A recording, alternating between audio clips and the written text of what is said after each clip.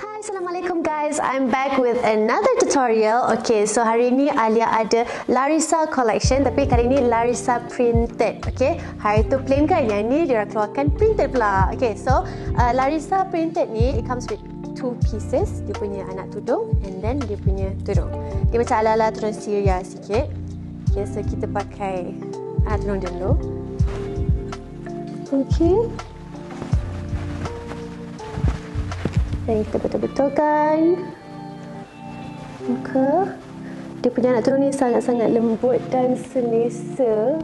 Okey, dah pakai anak tudung ni, sarung sahaja macam anak tudung pula.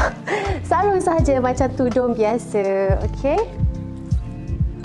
See, sarung je and then dah siap. Okey. So korang jangan lupa dapatkan Larissa printed.